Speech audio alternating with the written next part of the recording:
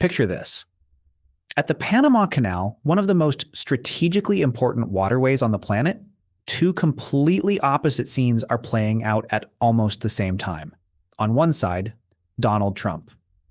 For over a year now, he's openly talked about taking back the canal.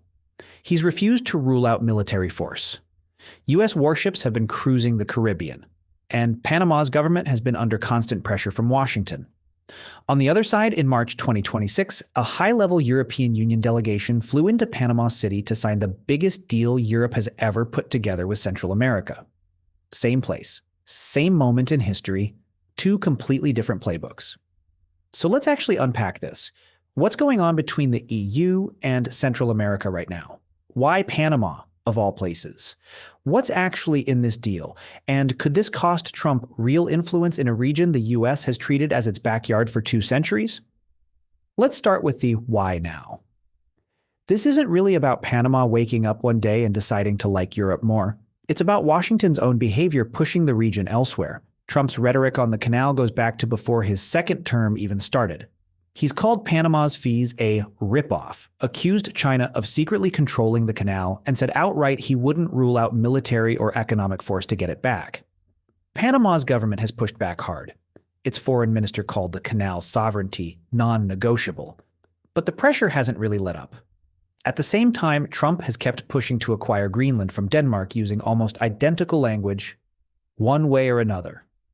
Put yourself in the shoes of a mid-sized Central American country watching this.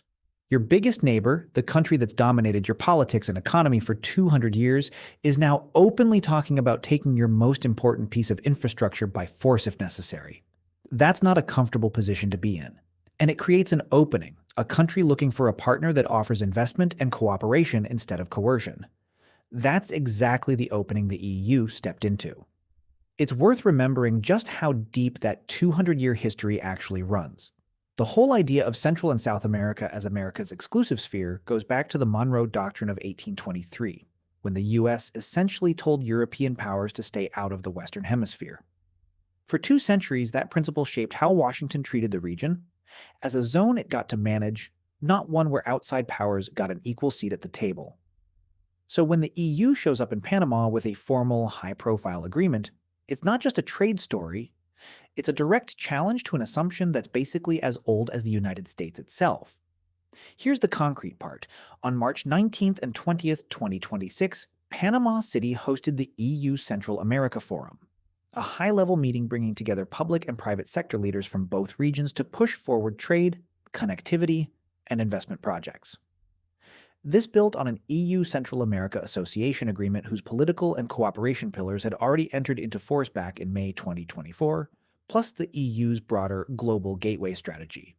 Essentially, Europe's answer to China's Belt and Road Initiative, funding infrastructure, energy, and digital projects around the world. And it didn't stop with Panama. In July 2026, the EU held its first Political and Cooperation Association Committee meeting with 5 Central American countries: Panama, Costa Rica, El Salvador, Guatemala, and Honduras, in Brussels. Notably, Nicaragua wasn't part of that agreement, which tells you this isn't a blanket regional embrace. It's targeted at countries willing to align with the EU on democratic governance and rule of law. The topics on the table were wide-ranging: trade access for Central American goods into European markets, investment in energy, transport, and digital infrastructure, including a regional data center project and submarine internet cables, as well as cooperation on organized crime, migration, and multilateral diplomacy. This isn't new EU interest out of nowhere, by the way. The EU has actually been Panama's 3rd largest source of foreign direct investment for years, and trade between the two has more than doubled over the past decade. What's new is the intensity and the visibility. The EU is now leaning into this relationship loudly, at a moment when it makes maximum political sense. It also fits a much bigger pattern. This same year, the EU finally pushed through its long-stalled trade agreement with the Mercosur bloc in South America, and it's been striking similar partnerships from Central Asia to Southeast Asia. Panama isn't an isolated move. It's one piece of a global strategy to build relationships everywhere the US and China aren't fully locking things down. Now, is the EU literally doing this to spite Trump?